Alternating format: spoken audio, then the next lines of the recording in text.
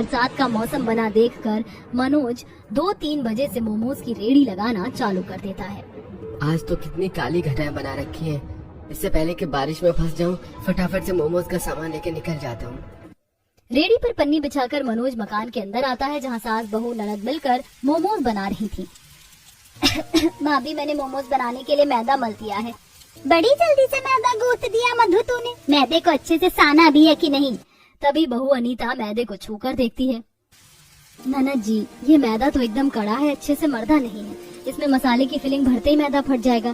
खिले खिले मोमोज बनाने के लिए मैदा नरम मुलायम गूंथना पड़ता है। भाभी, मैदे का आटा गूंथने में बड़ा ही सख्त होता है, इसलिए। अनीता, मोमोज तैयार कर दिए क्या?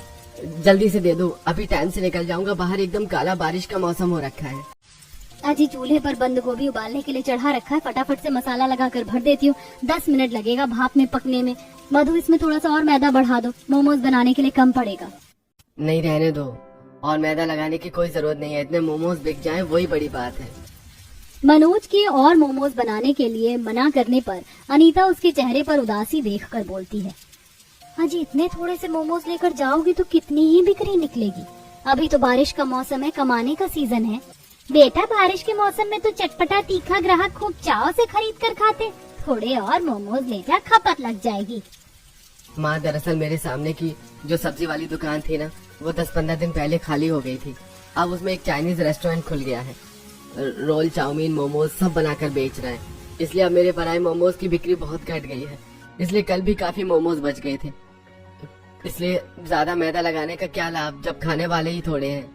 मनोज की बात में घर चलाने की चिंता साफ दिख रही थी। तभी विमला दिलासा देती है, बेटा, कोई किसी के हक की रोजी रोटी नहीं छीन सकता। भगवान है ना, वही भरेगा हमारा पेट। कुछ ही देर में तीनों मोमोज तैयार कर देती हैं। मनोज जल्दी से रेडी लेकर बाजार चल देता है। तभी तेज की बिजली कड़कती है। फटाफट से रेलवे फाटक पार कर लेता हूँ, वरना ट्रेन आ जाएगी तो आधे 1 घंटे की दुकानदारी खराब। देखते देखते भारी बारिश शुरू हो जाती है। मनोज रेलवे फाटक से रेडी निकाल कर बाजार में आता है, जहाँ मक्खीराम के चाइनीज रेस्टोरेंट में दबाकर भीड़ लगी थी। खा लो भैया, चटपटे ताजे गर्मा गर्म मोमोज, तीखी चटनी के साथ 20 रुपए में फुल प्लेट मोमोज खाइए। आइए आइए, सस्ता खाना है तो इधर चले आइए। तभी अकड़ू मक्खीराम रेस्टोरेंट से बाहर आकर पिनकते हुए, अबे ओ हरामखोर, क्यों मच्छी बाजार बना रखा है? सेठ, मैं तो शांति से अपना मोमोज बेच रहा हूँ। एक तो तुमने ठीक मेरे ठेले के आगे अपना ये चाइनीज रेस्टोरेंट खोल लिया है, और तुम्हारे चलते मेरे ग्राहक भी हड़क गए। हाँ, तो मैंने इतना खर्चा लगाकर अपना चाइनीज रेस्टोरेंट खोला किस लिए है? जो ग्राहक खाने के लिए नहीं आएंगे। और वैसे भी तेरे ठेले के मोमोज का स्वाद एकदम वाहियात बेकार है। मैंने अपने रेस्टोरेंट में 2 कारीगर रखे हैं, उनके हाथों का मोमोज खा लेगा तो स्वाद मुंह से नहीं छूटेगा, समझा क्या? देख ले, तभी मेरा रेस्टोरेंट हाउसफुल भरकर रखा हुआ है खाने वालों से, और तेरे ठेले पर मक्खी भिनभिन आ रही है। तू तो मक्खी मार यहाँ पे। अपना चाइनीज रेस्टोरेंट चलते देखकर घमंड में चूर मक्खीराम गरीब मनोज का ठेला खाली होने पर खिल्ली उड़ाकर अंदर चला जाता है। मनोज का मन टूट सा जाता है। बारिश भी तेज की हो रही थी। सच में इस मक्खीराम के रेस्टोरेंट में अच्छी खासी भीड़ लगी हुई है, और मैंने अभी तक बोनी भी नहीं करी। ये मोमोज के रेडी हो तो मेरी रोजी रोटी का आधार है। अगर ये भी नहीं चलेगा तो अपने परिवार का पेट कैसे भरवाऊंगा? भगवान, ऊपर से बारिश का मौसम भी है। तभी झमाझम की बारिश शुरू हो जाती है। मौसम सुहाना ठंडा हो जाता है। बजे तक इक्के दुक्के ग्राहकों को मनोज मोमोज खिलाता है। इसका ढीठ बना तो मैं छुड़ाता हूँ कल के कल। पीट पीट कर बारिश हुई है, पूरी पटरी डूब गई है। मम्मी मम्मी, पापा मोमोज बेचकर आ गए। बरसात में गीला मनोज ठिठुर सा रहा था। तभी विमला, मधु, अनीता सर पर पन्नी ओढ़कर सामान उतारने आती है। हाजी, आज आने में इतनी देरी कैसे लग गई? बारिश के चलते आज रेलवे लाइन पूरी पानी में डूब गई थी, इसलिए ट्रेन का टाइम लेट हो गया था। फाटक देर से खुला था इसलिए। देखो, बारिश में एकदम तर भीग रखा है। जाकर कपड़े बदल ले, नहीं तो बुखार चढ़ जाएगा। ठेला मधु और बहू मिलकर लगा देंगी। भैया, आप जाकर आराम कीजिए। हाँ, ठीक है।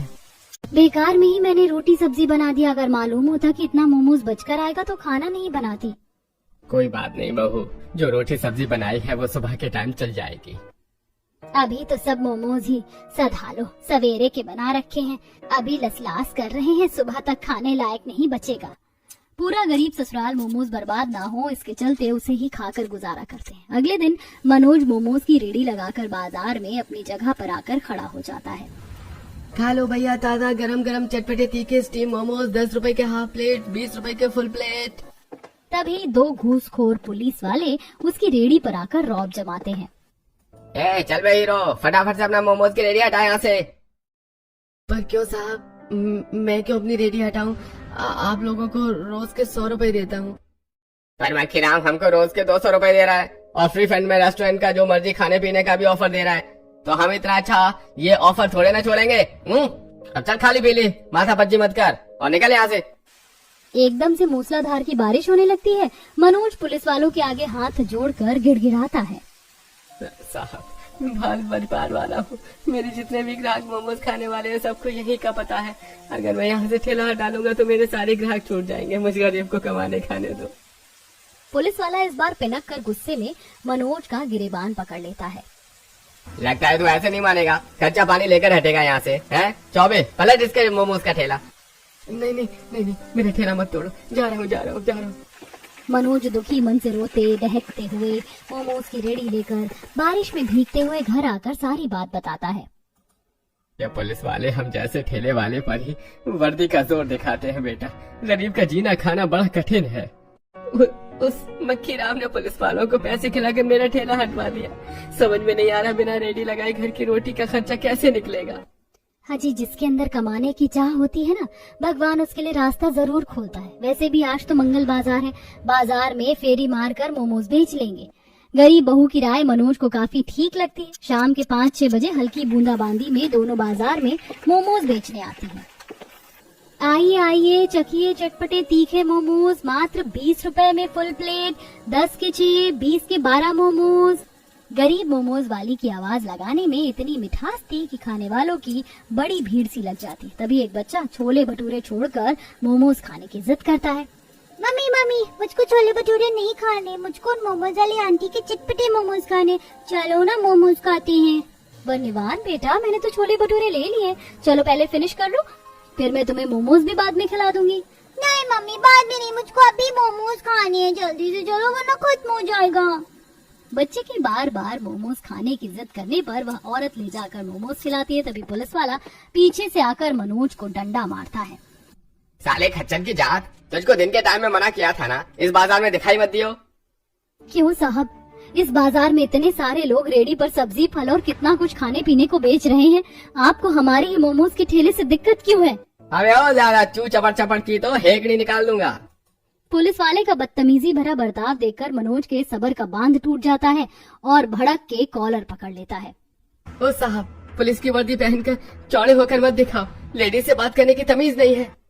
इस पर दोनों पुलिस वाले मनोज को खूब पीटते हैं। बचाओ, अरे बचाओ। पुलिस वाले से पंगा लेता है, बहुत चर्बी चढ़ गई है तुझे। अरे कोई मदद करो, बचाओ।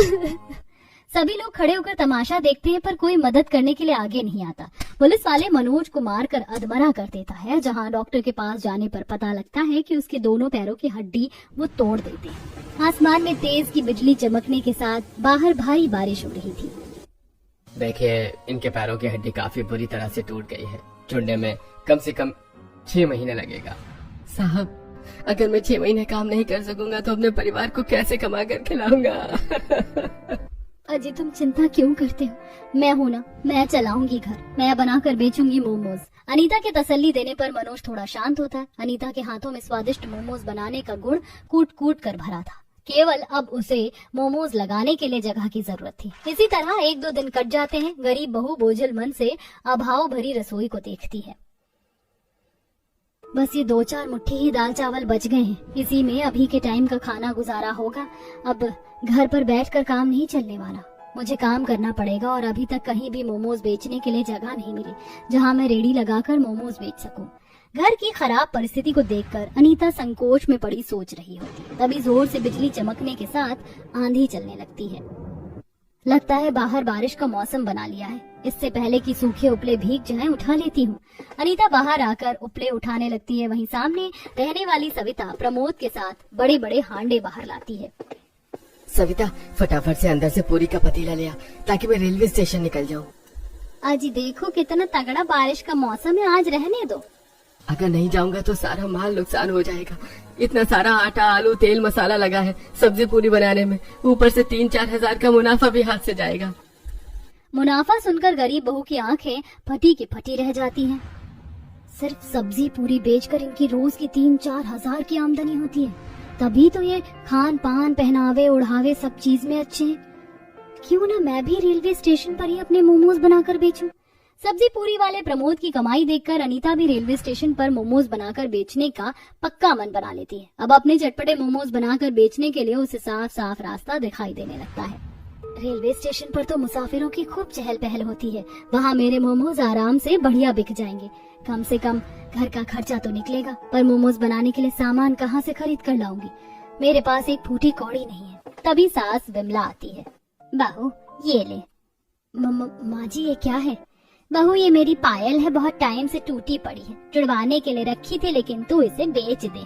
3-4 हजार रुपए मिल जाएंगे तो उसमें से मोमोज बनाने का सामान खरीद ले आना। विमला को अपने गहने देते देख बहू की आंखें डबडबा जाती हैं। माँ जी ने इस पायल को सहेज कर जुड़वाने के लिए रखा था, मैं इसे बेचूंगी नहीं। गरीब बहू उस जेवर को गिरवी रखकर थोड़े से पैसे लेके आती है और बरसात में सब्जी मंडी से थोक रेट में बंद गोभी, टमाटर खरीद कर लाती है। भाभी आप तो बारिश में काफी भीग गई हो। हाँ वो मंडी में काफी पानी भरा था, बारिश ज्यादा हुई है। मधु तुम कट्टा खोलकर पत्ता गोभी निकाल दो, मैं बनिया के यहाँ से बाकी का मैदा मसाले लेके आती हूँ। जी भाभी। थोड़ी देर में बहू बाकी का सामान लाकर चटपटे तीखे मोमोज बनाने में जुट जाती है और बड़े से तसले में सारी बंद गोभी 4 फाड़ी में काट कर उबालने चढ़ाकर मैदा मलती है। ननद मसाला पीसती, सास चटनी के लिए टमाटर काटती है। कुछ देर में तीखे मोमोज चटनी बनाकर बहू एक टोकरी में डालती है। मम्मी देखो मैंने आपके जैसे मोमोज सजाए हैं। नहीं तुमने नहीं अंजू दीदी, बल्कि मैंने डिट्टो एकदम अच्छे से मोमोज सजाए। चलो मम्मी हम दोनों रेलवे स्टेशन पर मोमोज बेचेंगे। बहू मैंने बोतल में मोमोज की चटनी डाल दी है। अच्छा माँ जी मैं चलती हूँ। बहू जल्दी से सर पर मोमोज की टोकरी रखकर बरसात में बेचने के लिए रेलवे स्टेशन आती है। यात्रीगण कृपया ध्यान दें, 12 को जाने वाली ट्रेन संख्या 5, 6, 7, 8 प्लेटफॉर्म नंबर 2 पर आने वाली है। ट्रेन के प्लेटफॉर्म पर आने के अनाउंसमेंट सुनते ही रेलवे स्टेशन पर पकोड़े, समोसे, ब्रेड बेचने वाले सभी कमर कसकर खड़े हो जाते हैं।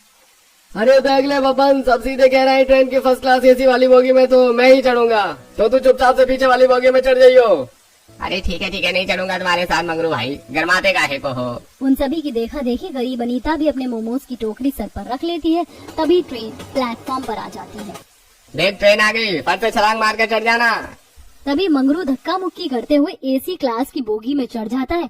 पीछे से अनीता भी चढ़ती है। खा लो भैया गर्मा गर्म पकौड़े चटपटी तीखी चटनी के साथ। बोलो भैया पकौड़े 10 के 20 के। भाई तेरे पकौड़े तो बिल्कुल ठंडे से हो रखे हैं, क्या ही स्वाद आएगा।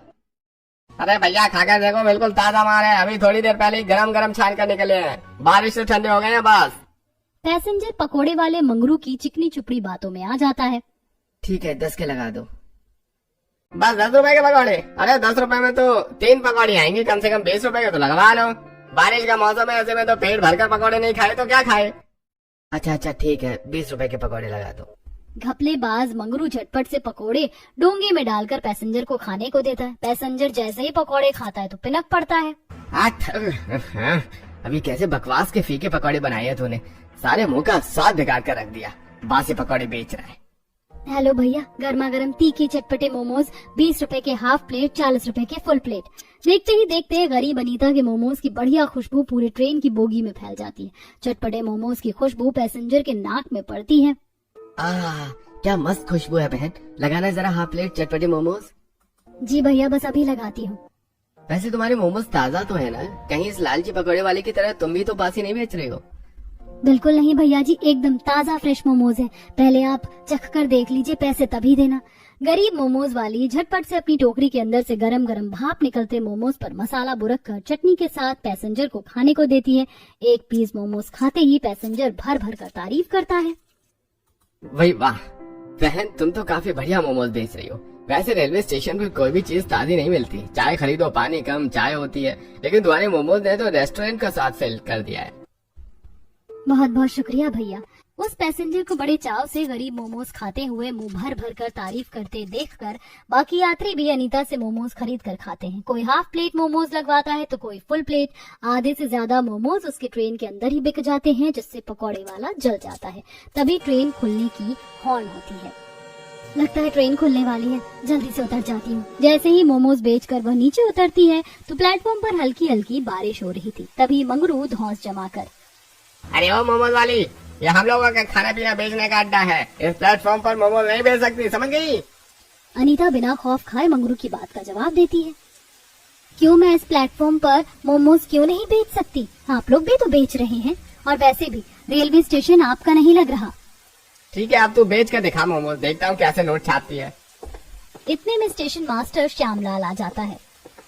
क्या रे मंगरू, क्या गुंडागर्दी झाड़ रहा है? ये रेलवे स्टेशन तेरे अकेले का नहीं, जो तू अकेले अकेले रोजी रोटी कमाएगा, समझा? आइंदा से फिर लेडीज के साथ बदतमीजी की ना तो देख लेना। अरे नहीं नहीं स्टेशन मास्टर जी, आप तो गलत समझ रहे हैं। मैं तो बस इन बहन जी को समझा रहा था कि चलती ट्रेन में चढ़कर मोमोज बेचने की कोशिश ना करें, वरना दुर्घटना हो सकती है। चलता हूँ।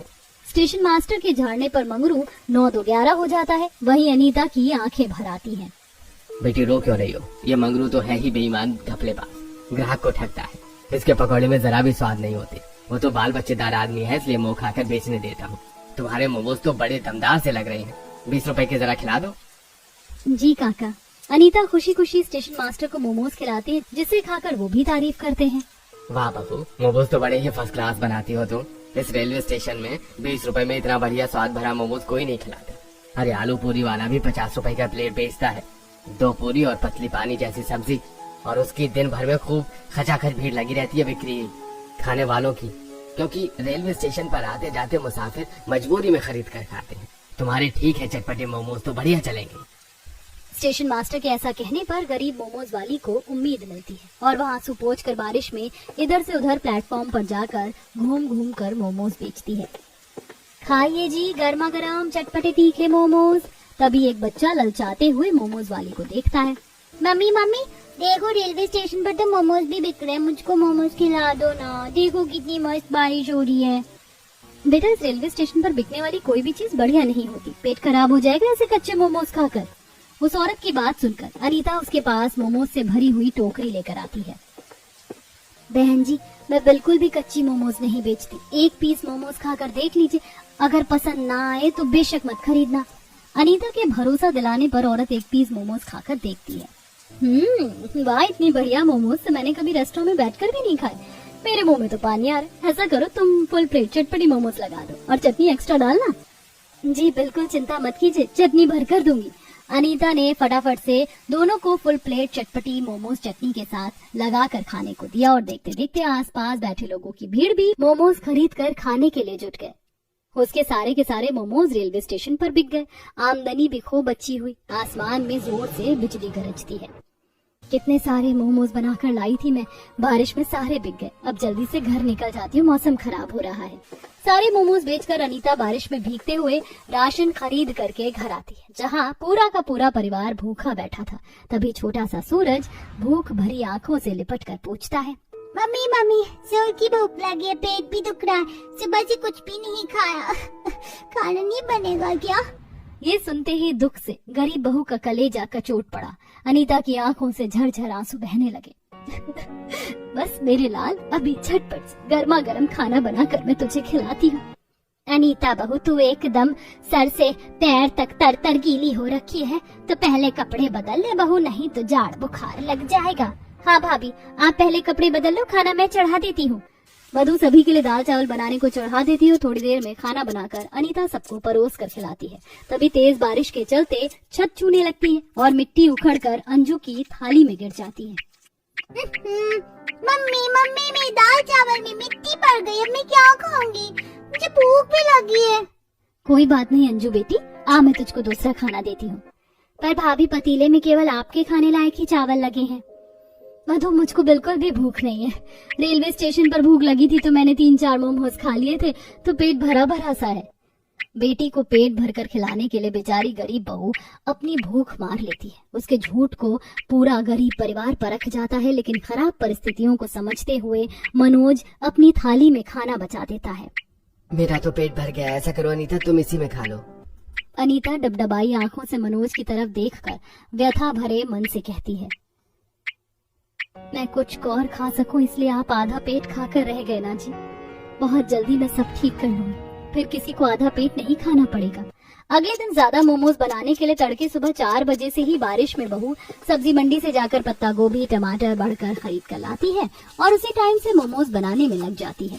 साथ साथ सास ननद भी जल्दी उठकर मिलजुल कर मोमोज बनवाती हैं और लगभग 7-8 बजे ही सुबह सुबह बहू रेलवे स्टेशन पर मोमोज बेचने आ जाती है। मोमोज खा लो, मोमोज चटपटे गर्मा गर्म तीखे तीखे मोमोज खा लो। उतनी सुबह को भी रेलवे स्टेशन पर खूब अच्छी चहल पहल थी। बारिश में मोमोज बिकती देखकर लोग उसी से नाश्ता पानी करते हैं और बड़े चाव से मोमोज खाते हैं। धीरे धीरे रेलवे स्टेशन पर टोकरी में घूम घूम कर वो मोमोज बेचती है। 2-4 दिन से मोमोज आधे टाइम में बिक जा रहे हैं और रेलवे स्टेशन भी घर से इतना दूर है कि बार बार जाने में समय खर्च होगा। क्यों ना अब मैं इसी रेलवे स्टेशन पर मोमोज का कॉर्नर लगा लूं। इससे एक बार में ज्यादा से ज्यादा सौदा बनाकर भी रख सकती हूँ और बिक्री भी बढ़िया चलेगी। आधे दिन में मोमोज भी नहीं खत्म होंगे। अनीता घर लौटकर अपने सास ससुर पति से इस राय पर बात करती है जो कि सभी को ठीक लगता है। अब मनोज रेलवे स्टेशन पर मोमोज का कॉर्नर खुलवाता है जिसमें रेलवे स्टेशन के स्टेशन मास्टर भी मदद करते हैं और अब गरीब मोमोज वाली अपने तीखे चटपटे मोमोज के लिए पूरे रेलवे स्टेशन पर मशहूर हो जाती है। उसकी खूब अच्छी आमदनी और बिक्री चलती है। बारिश में मोमोज खाने के लिए दिन भर उसके यहाँ मक्खियों की तरह भीड़ लगी रहती है। बारिश में मोमोज बेच करके वह कभी पीछे मुड़कर नहीं देखती और खूब सफलता हासिल करती है।